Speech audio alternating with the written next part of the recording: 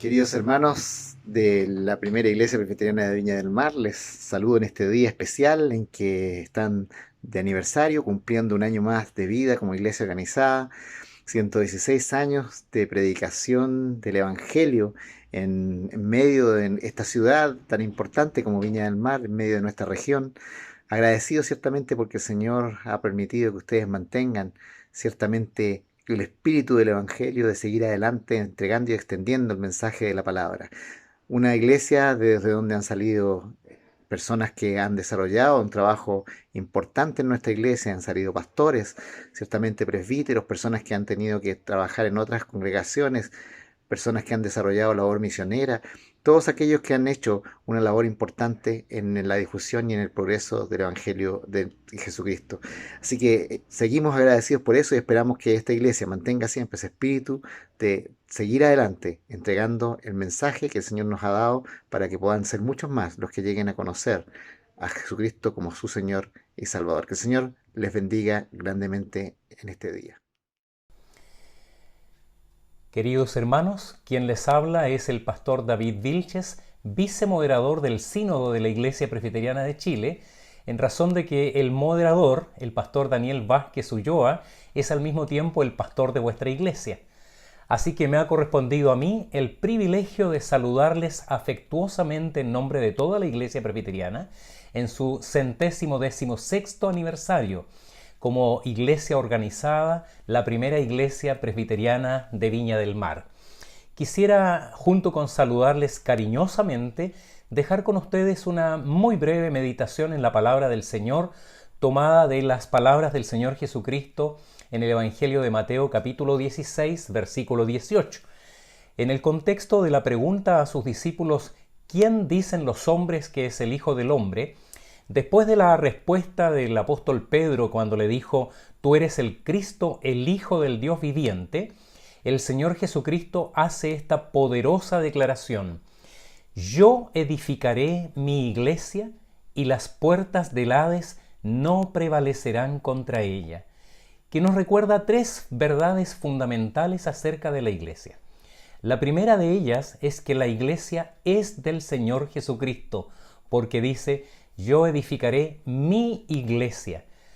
Todos nosotros quienes hacemos parte de la iglesia, desde el mayor hasta el menor, desde sus líderes más significativos hasta la tarea más pequeña que se realiza en la iglesia, no nos hace dueños de ella. Solo el Señor Jesucristo es el Señor de la iglesia y nosotros siervos en sus manos para la edificación del reino de Cristo. La segunda verdad importante es que es Él el que edifica la iglesia. Nosotros podemos contribuir con tiempo, con talentos, con recursos, pero es el Señor el que la edifica. Si Él no edifica la iglesia, si Él no es el que va delante de nosotros, todos nuestros esfuerzos podrían ser vanos. Nuestros mejores programas, nuestros mejores proyectos no tendrán éxito si no están con la bendición, con la dirección y con primeramente el trabajo que el Señor realiza en nosotros y a través nuestro para edificación de su iglesia. Y la tercera verdad que este texto nos enuncia es que la iglesia es victoriosa. Porque Él dice, yo edificaré mi iglesia y las puertas del Hades no prevalecerán contra ella. Lo que significa que no importa cuánta oposición enfrentemos, cuántas luchas, cuántos conflictos dentro y fuera de la iglesia es victoriosa porque el Señor Jesucristo va delante de ella y la lleva de victoria en victoria. A través de todas las edades, como dice ese antiguo himno que cantamos de la iglesia, el fundamento, el mundo la ve combatida, desgarrada de cismas, pero en vigilia están los santos y no dejarán de orar. Lo que soy tristeza, pronto se convertirá en cantar. Así que confiando en esta maravillosa promesa del Señor, en esta declaración poderosa que hace de lo que somos como congregación, sigan adelante, que el Señor les dé victoria tras victoria. Sean ustedes hombres y mujeres, desde el mayor hasta el menor, instrumentos, piedras preciosas, piedras vivas en la mano del Señor, que llevará a esa iglesia a la victoria junto a todo el cuerpo de Cristo. Que Dios les bendiga grandemente.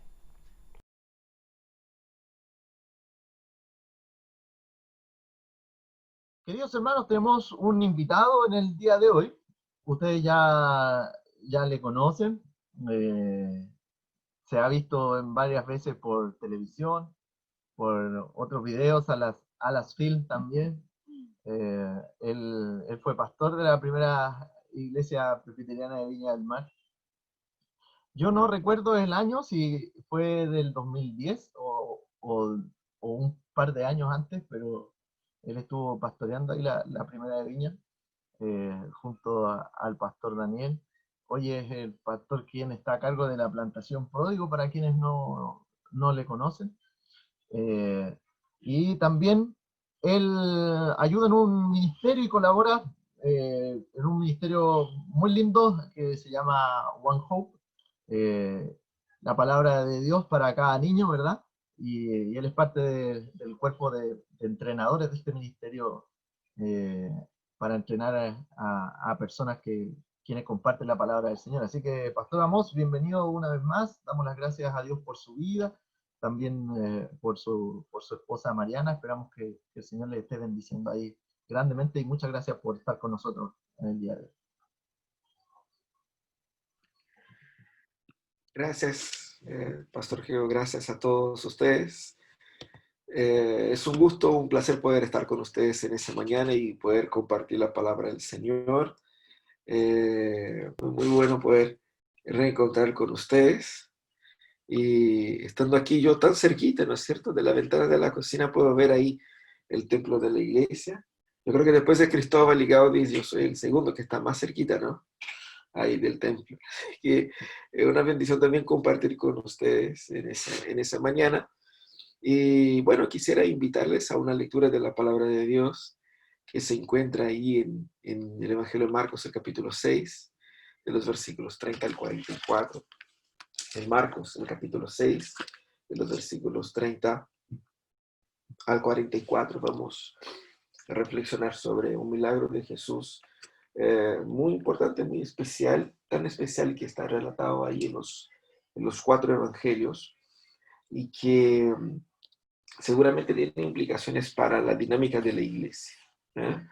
116 años, es toda una historia, como decía el pastor Gio. Yo llegué en 2008, ¿no es cierto? Y yo me acuerdo que cuando llegué todavía ninguno de esos edificios, ni siquiera este en donde yo estoy ahora, existía en aquella época. Era solamente ese terreno ahí grande de la vacío, ni sé de qué empresa era, cómo se llamaba, ¿no? Era del azúcar, algo así.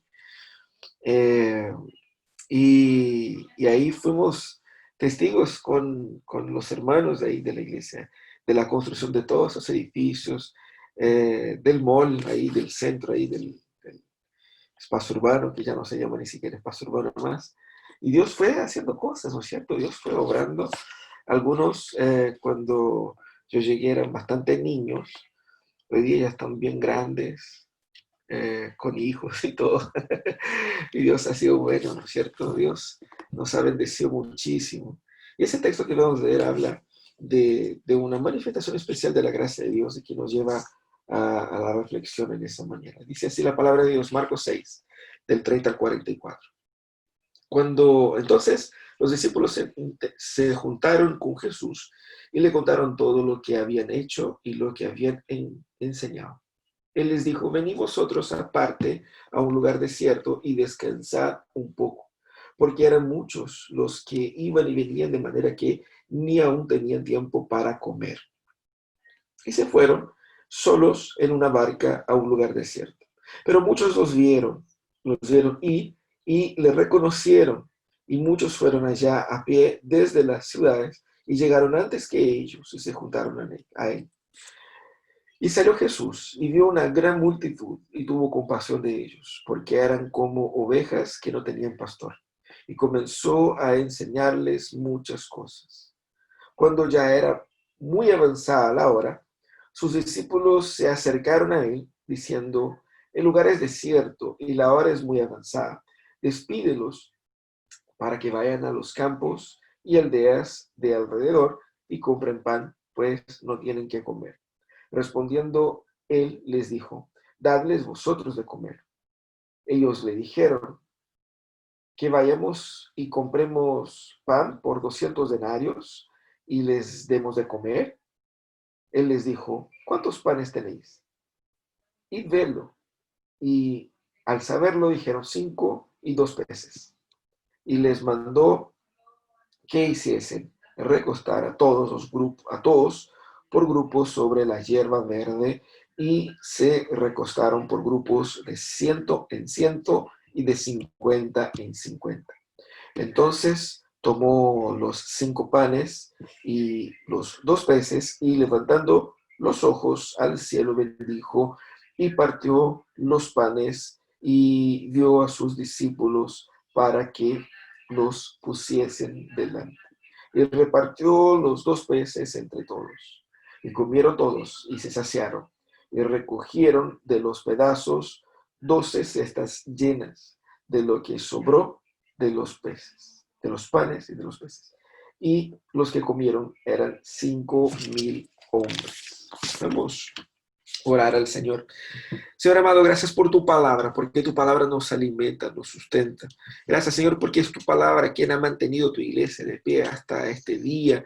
Y en ese día en que celebramos el aniversario de nuestra querida iglesia primera de Viña del Mar, te pedimos, Señor, que también nos ilumines en la meditación de tu palabra para que con los corazones alimentados por ella, llenos de tu Espíritu Santo, podamos ir y dar testimonio de ti en ese mundo en el cual vivimos. Señor, te alabamos en el nombre de Jesús, es que oramos. Amén y amén. Bueno, hermanos, ese texto es un texto que me gusta mucho, un texto muy conocido, y creo que ya lo he predicado algunas veces, incluso ahí en la primera viña. Y cada vez que uno se mete, descubre nuevas perspectivas, y el texto es muy rico para mostrarnos algo que podemos llamar así de la escuela social de Jesús, ¿cierto? El texto está en un contexto en el cual Jesús está entrenando a sus discípulos. Ahí en el capítulo 6, Jesús envía a los 12 para que tengan una especie de práctica ministerial. Y ellos van y hacen un tremendo trabajo, y cuando regresan así como muy alegres, muy felices, pero hecho pebre, cansadísimos, casi muertos, así no tenían tiempo ni para comer. Y Jesús, muy preocupado de ellos, les dije, bueno, entonces vayamos a descansar en un lugar así como solo para nosotros, donde podemos recuperar las energías. Y todo bonito, se suman a la barca y van. Pero la gente los vio. Y la gente se dio cuenta que eran ellos y que iban a tal parte, y la gente fue por tierra y llegó antes que ellos. Ellos llegaron ahí para descansar y tenían más pega. Jesús tenía un corazón obviamente inmenso, pero yo creo que los discípulos, cuando vieron a la gente ahí, ellos se enojaron un poco. Yo creo que ellos dijeron, ay, de nuevo esa gente acá. Vinimos para acá para escaparnos de ellos, y ellos nos siguieron y llegaron antes que nosotros. Pero Jesús, que tenía un corazón grande, va y cuida a la gente, y se dedica a cuidar a la gente, y está ahí con la gente todo el día.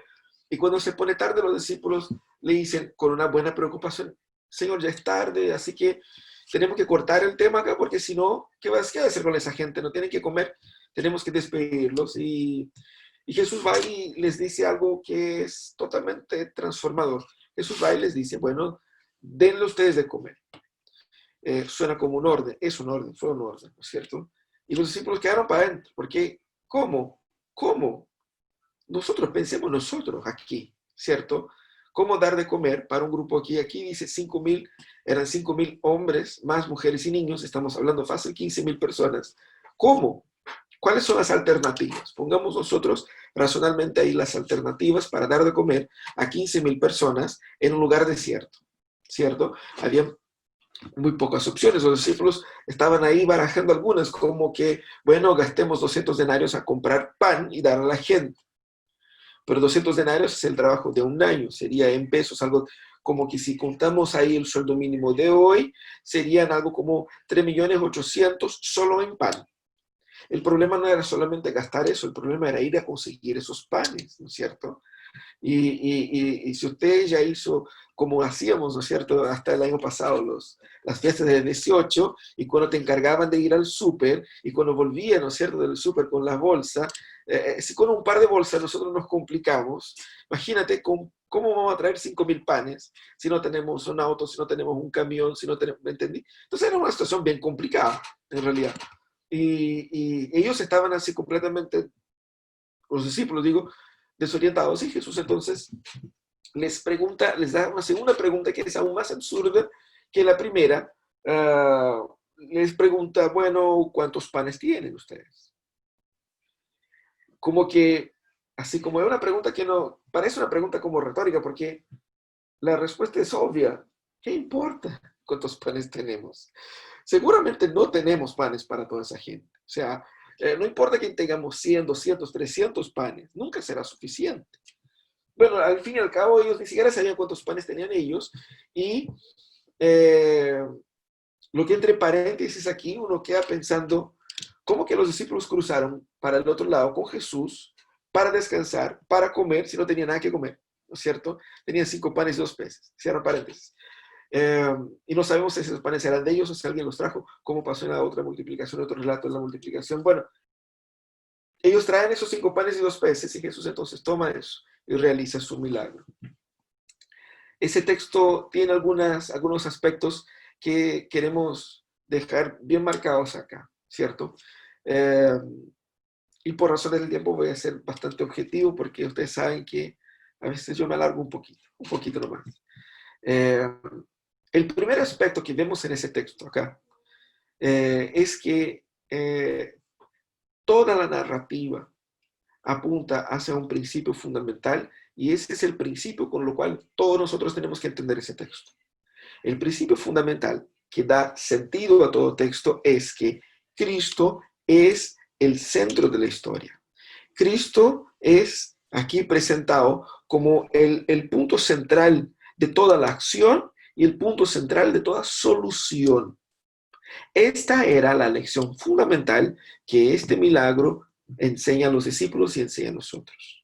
Aquí en momentos de crisis nosotros pensemos el problema no a la luz de la gente hambrienta, no a la luz del liderazgo de los discípulos, no a la luz de las soluciones posibles, sino que a la luz de quién es Cristo y de cómo Cristo trae solución y lógica a todo eso. Cristo estaba entrenando a sus discípulos y esa forma de decirles a ellos, denle ustedes de comer, cuántos panes tienen, era parte del ejercicio que Jesús estaba dando a sus discípulos. ¿Qué es lo que Jesús quería mostrar? En primer lugar, era que Él, Jesucristo, era el centro de la historia, era la solución del problema, no solamente de ese problema, sino que de todos los problemas. Fíjense ustedes que los discípulos habían pasado varios momentos críticos con Jesús, uno de ellos en la barca, vino las olas, y ellos clamaron a Jesús, no entendiendo a Jesús como la solución del problema, sino que criticando a Jesús por no juntarse a ellos en buscar una solución, como si Jesús estuviera a la par de ellos. Y Jesús se desmarca de esa visión, que es una visión que nosotros también tenemos. Así que como, pucha Jesús, me estoy esforzando, estoy trabajando, estoy luchando, ayúdame en el sentido en que súmate a los esfuerzos en que yo estoy haciendo. Esa no es la propuesta de Dios. La propuesta de Dios es que todos nuestros esfuerzos estén orientados hacia Cristo, para la gloria de Cristo, y que Cristo sea la solución y no mi esfuerzo personal. Esa es un poco la idea. Jesús muestra para ellos de que ellos tenían que mirar a Jesús. Es interesante, ¿no? Cuando Jesús les dice, denle a ustedes de comer, es como si Jesús estuviera haciendo así. Denle a ustedes de comer. Aquí estoy yo, por si acaso. Denle a ustedes de comer. Y ellos, desesperados, no podían mirar a Jesús, estaban mirando a cuántos, sacando cuentas y qué vamos a hacer y cómo y cuándo. Y Jesús entonces provoca nuevamente y les dice, ¿cuántos panes tienen? ¿Cuál era la idea? La idea era que Jesús dijera, era que los discípulos entendiesen que Jesús estaba haciendo así. Mírame a mí, yo estoy aquí, yo soy la solución. Ellos estaban desesperados con un problema grave social que se podría armar caso esa gente no tuviera que comer y viniera la noche. Pero ellos no se percataban de que Jesús, la solución para todas las cosas, estaba delante de ellos. Y eso es lo que la iglesia tiene que entender. Muchas veces la iglesia, venimos nosotros con planes, con proyectos, con ideas, y lo que Jesús dice es, mírame a mí, yo soy la fuente del problema. Estamos también pasando por un momento grave en el país, de luchas y transformaciones, y nosotros estamos mirando esto, aquello, muchas veces miramos memes más que nada, ¿no? Pero estamos mirando aquí y allá y buscando soluciones, y Jesús dice para la iglesia, hoy mírame a mí, Él es la solución. Eso es lo que Jesús quería que sus discípulos aprendiesen. Pero ya, eso es lo primero. De esa afirmación, Jesús como centro de la historia y solución de todo problema, viene todo lo demás. ¿Cómo Jesús entonces actúa para solucionar ese problema?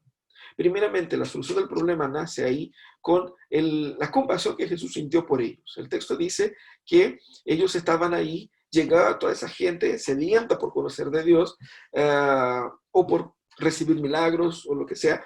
Y Jesús, la Biblia dice que Jesús tuvo compasión de ellos, porque eran como ovejas sin pastor. El amor de Jesús por ellos es lo que impulsiona la acción de Jesús.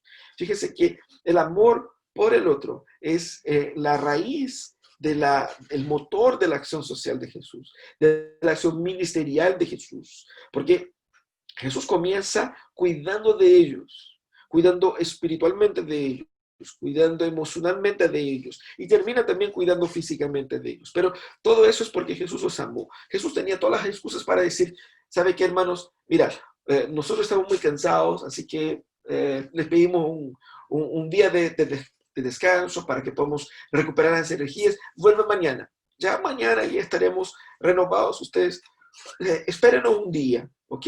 Sería lo más justo, lo más honesto, quizás, ¿no? Haríamos nosotros eso y quizás esperaríamos eso y alabaríamos eso diciendo, mira, Jesús se preocupa también del autocuidado, Pero Jesús ve a la gente y Jesús ve la situación real de ellos, la desesperación de su corazón, la necesidad espiritual en que ellos están. Y Jesús, por amor de ellos, sacrificialmente va y les sirve. Jesús enseña a los discípulos a no tener el mismo tipo de postura o a tener el mismo tipo de postura ante las multitudes. Lo que Jesús espera es que los discípulos aprendan a amar al pueblo. Porque ellos estaban, fíjense ustedes, ellos salieron a servir, hicieron milagros, expulsaron demonios, ellos volvieron así como súper renovados. Pero era muy probable que con el tiempo ellos pasaran a hacer eso en el modo automático, sin amor real por la gente. Encantados con su propio poder. Pucha, que somos poderosos.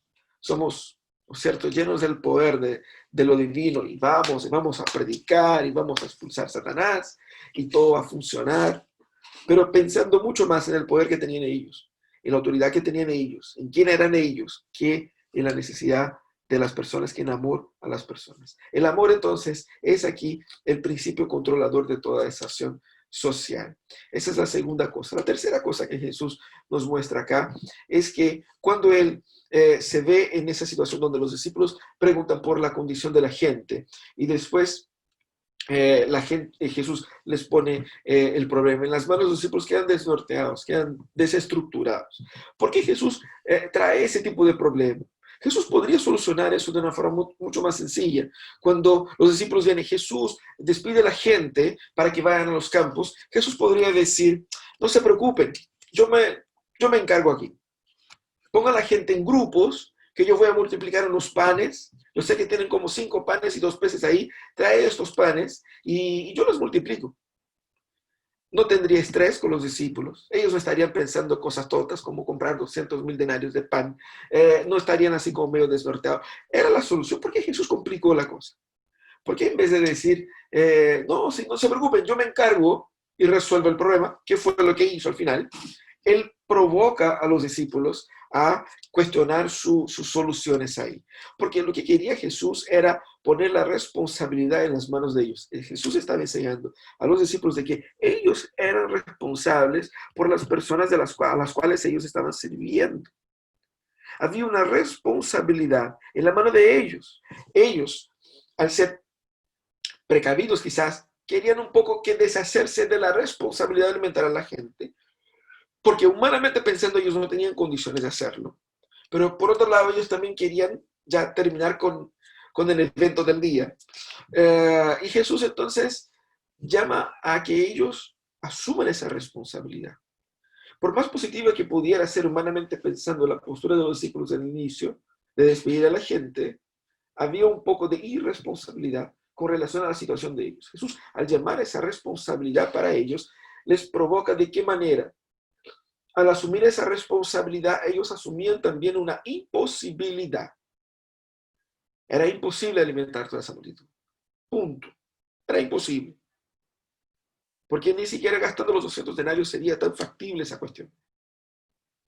¿Y por qué esa responsabilidad nos convoca a una imposibilidad? Porque exactamente cuando nosotros nos sintamos responsables del otro, bíblicamente, es que vamos a tener que mirar necesariamente a Cristo, porque es imposible dar al otro lo que la Biblia exige, lo que las personas necesitan, sin la fortaleza y sin la acción del Espíritu Santo. Dios quería en ese texto que nosotros entendamos que sí somos responsables del otro. ¿Cómo nosotros nos hacemos cargo entonces del otro? Utilizando los dones que Dios nos dio, utilizando los 5 panes y 2 peces que tenemos, que son sí insuficientes para alimentar el resto. ¿Cómo es mi don insuficiente por él mismo para transformar corazones? Y es por eso que hacerme cargo del otro necesariamente me pone en una posición de dependencia de Dios. Yo dependo de que, Señor, estoy a cargo de esa gente, dependo de que tú obres de una forma sobrenatural para que el don que tú me diste tenga función y llene a esas personas. Jesús entonces, al hacer los discípulos responsables, muestra que es muy importante tener a la gente en el corazón de una forma concreta, no solamente simbólica, así como yo te amo, ya te prediqué, así que vaya, sino que hacerse cargo también del otro, porque amor es eso. Amor culmina en eso. El amor culmina en hacerse cargo del otro. Y Jesús quería que ellos dependiesen de Jesús, que ellos entregasen toda su búsqueda de solución en Cristo. Jesús, al llamar la responsabilidad para los discípulos, les orienta hacia lo que Dios ya entregó en sus manos. Recursos que pueden ser pocos, pero que con el poder de Dios pueden hacer grandes cosas. Y es también así en la iglesia. No debemos nosotros pensar que solo pueden hacer grandes cosas, grandes iglesias con grandes presupuestos, con miles de personas. Eso es una mentira. El Señor obra y obra transformacionalmente a través de personas, de iglesias, utilizando los dones que Él dio, haciendo milagros con 5 panes y 2 peces. Por lo tanto, tenemos que poner eso todo en las manos del Señor y entender que sí somos responsables. Somos responsables de alcanzar a los niños marinos para Jesús. Somos responsables de llegar y servir a los más necesitados. Somos responsables de orientar a los que están desorientados, de consolar a los que están tristes, de animar a los que están desahuciados. Somos responsables de ello. ¿Cómo lo vamos a hacer? Yo no tengo condiciones, no tengo estudio, no tengo formación. Bueno, Dios ha puesto dones en nuestras manos y Él mismo ha dicho que nosotros tenemos que desarrollar estos dones. Y Él va utilizando lo poco que tenemos y los va multiplicando. Por lo tanto, esa es una enseñanza de Jesús en ese texto también. Pero Jesús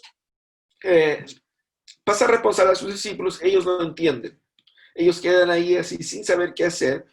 Y finalmente Jesús hace lo que hace todo gran jugador en un final de campeonato. Jesús va y llama la responsabilidad para sí. Así que Jesús le dice, ya, pásame la pelota y la resuelvo yo entonces. Así que tráigame los panes acá y que vean lo que yo voy a hacer. Jesús asume entonces ahí la acción y al asumir la acción Jesús pasa una segunda parte de esa historia.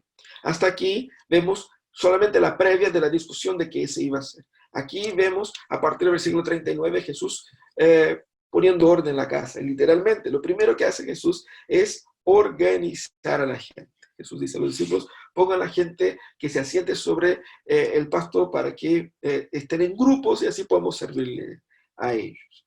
Ese detalle del texto, que parece algo ser tan sencillo, un par de versículos nomás, muestra la preocupación de que Jesús, para ejecutar su milagro, Él ejecuta a través de una estructura ordenada de acción.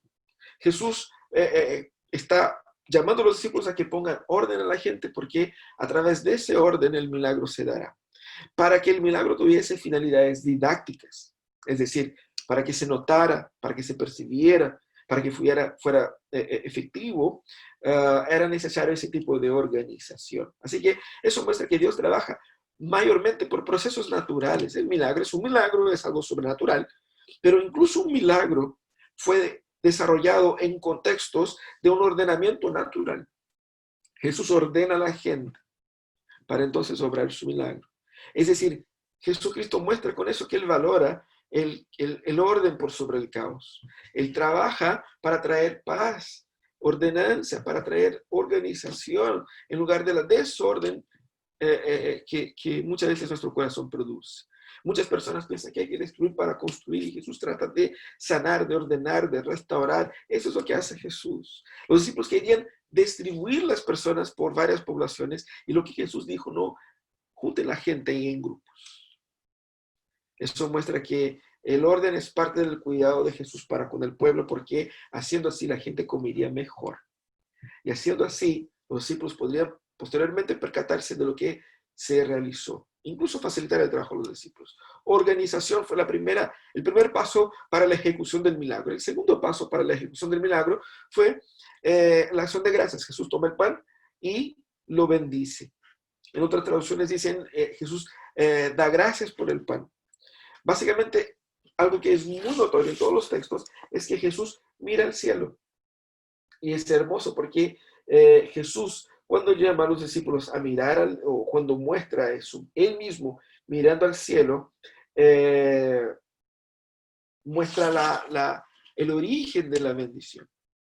Al mirar al cielo, Jesús está mostrando de dónde venía la solución. La solución no vino de los billetes que tenían los discípulos en el bolso. La solución no vino de una movida entre ellos ahí y que lograron hacer un contacto con las parcelas alrededor y que trajeran pan. La solución no vino de que cada uno de sí mismo pudiera. ¿De dónde vino la solución? La solución no vino de abajo, no vino de la gente, vino de Dios. Ese momento en que Jesús da gracia, Jesús está celebrando un hecho de que siempre es así. La solución, cuando es verdadera, siempre viene de lo alto. Y al mirar al cielo, Jesús estaba reconociendo que es de lo alto que viene la solución para nuestras vidas. Jesús, con ese gesto, un gesto común, enseña a los discípulos a reconocer que la fuente de gracia es divina, es de Dios, y también a tener corazones agradecidos. Porque uno va a decir, ya, serán muy agradecidos ellos. El tema es que con la guata llena la gente se olvida. Con la guata llena la gente se olvida del hambre que pasó. Con la guata llena la gente se olvida de la necesidad que tuvo.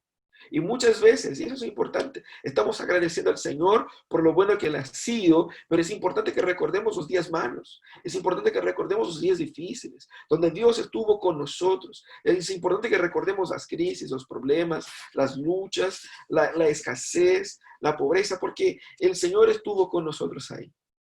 Y el Señor nos sustentó. Y tener un corazón agradecido es reconocer que Dios estará con nosotros también ahora, en momentos de bendición, ¿no es cierto?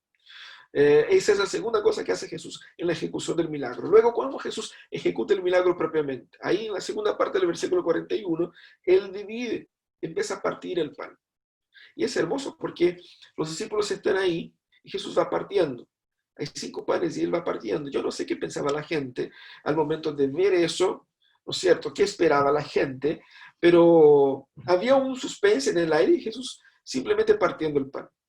Él no hizo un espectáculo, un show, no hizo ninguna magia ahí, él simplemente fue dividiendo. Es donde el milagro se da propiamente y es de una forma casi imperceptible. Porque simplemente va partiendo y Jesús saca otro pan y saca otro pan y saca otro pan y los panes no terminan de ser sacados y Jesús va partiendo. Imagínense ustedes, estamos hablando de que habían 5,000 hombres adultos, más mujeres y niños, y Jesús partiendo esos panes. ¿Cuántas horas estuvo Jesús ahí? El cansancio, ¿no es cierto?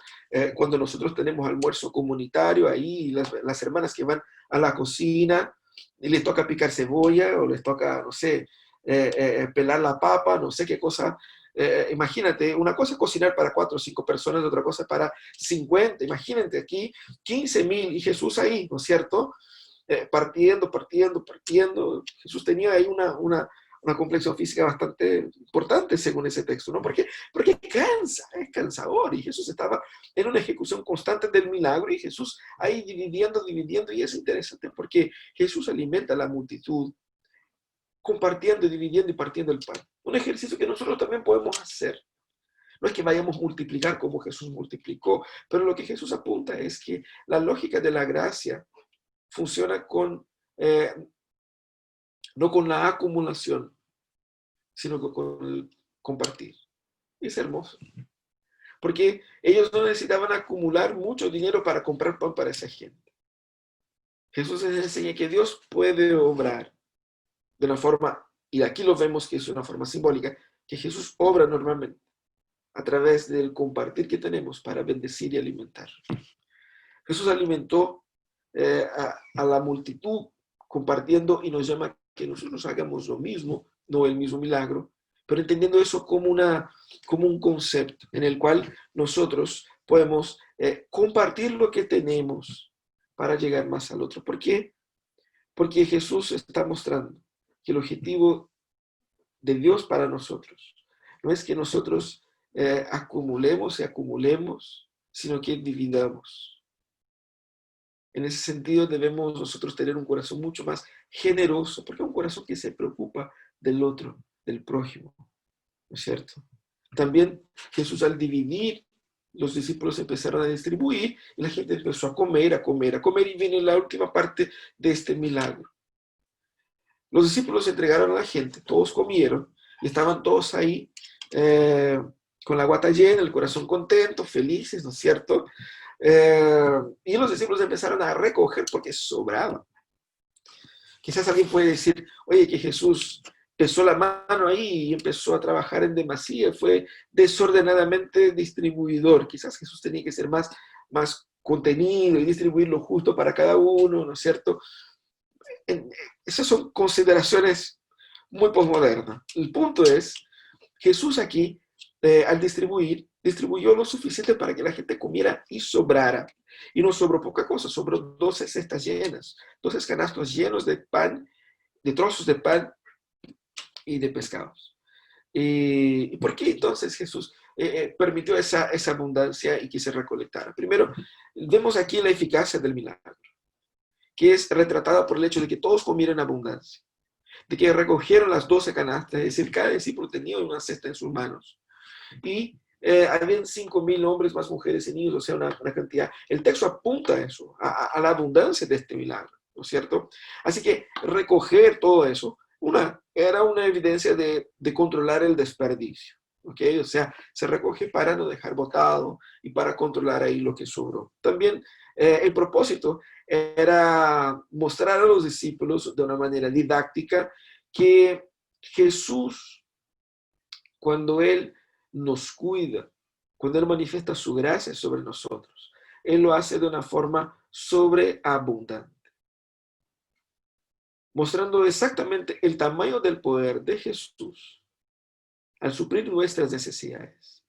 Porque muchas veces nosotros tratamos y medimos la gracia de Dios con la misma forma tacaña que en la que nosotros manejamos la nuestra. Nosotros somos apretados para darle al otro. Nos consideramos muy generosos que sea, pero que sí somos muy apretados para amar y servir. Y pensamos que Dios trabaja con la misma lógica. Aquí en ese texto Jesús muestra que Dios es absolutamente generoso. ¿Y de qué manera vemos esa abundancia? Vemos que ese pan, que es Cristo, que fue entregado voluntariamente por nosotros, es abundante lo suficiente para cubrir todos nuestros pecados. Cristo no solamente multiplicó el pan hecho de trigo, Cristo multiplicó el perdón pagando Él mismo por todos nuestros pecados. Así que es ahí donde vemos la abundancia y la eficacia de la obra de Jesús.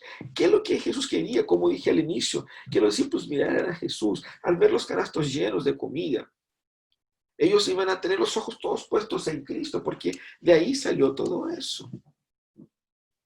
Jesús quería que eso sirviera de testimonio para los discípulos, para que ellos se acordaran del día en que 5 panes y 2 peces se alimentó una multitud y sobraron 12 canastos. Jesús, de hecho, más adelante en el Evangelio de Marcos les va a decir eso. Era para dar testimonio.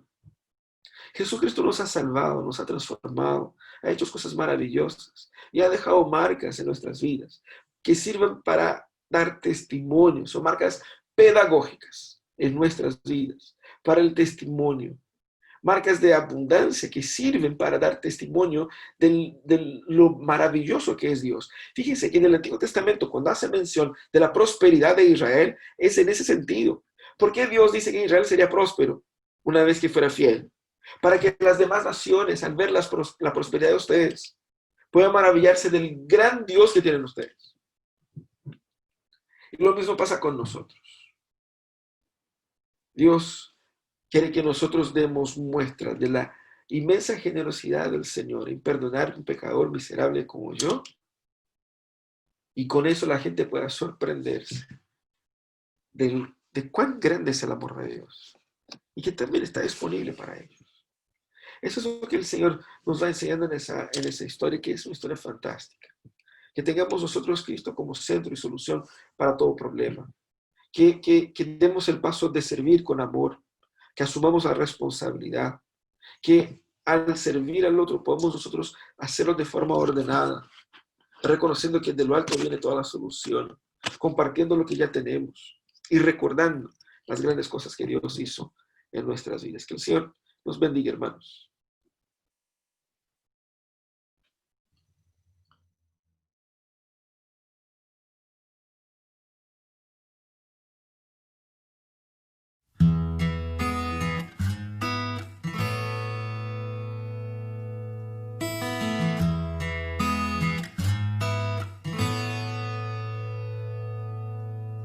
Tú nos has traído hasta aquí,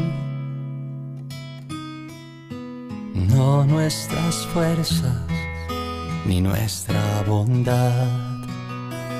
Tú nos has traído hasta aquí, por eso toda la gloria y la gratitud, por eso todo el honor para ti. Pues quién sino tú has sido refugio, y quién sino tú calmó nuestra sed, y quién sino tú has sido el sustento cuando todo faltaba. Señor, sino tú que por siempre eres fiel.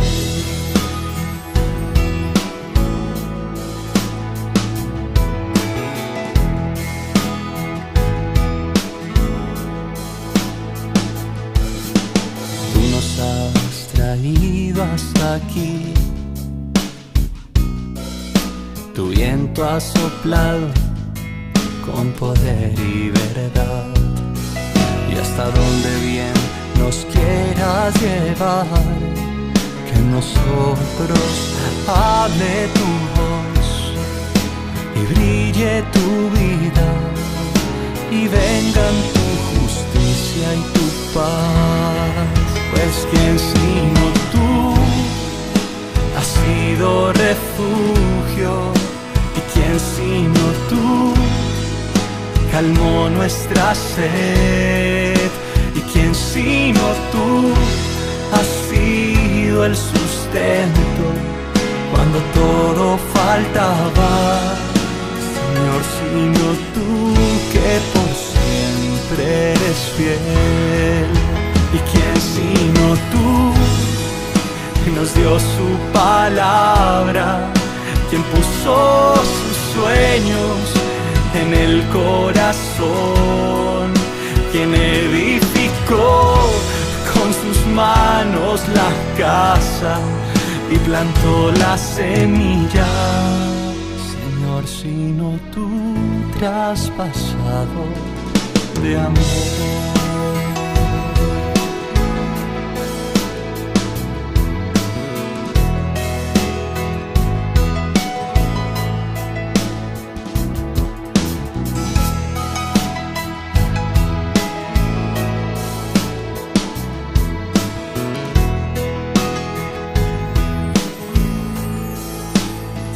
Edificó con sus manos la casa y plantó la semilla.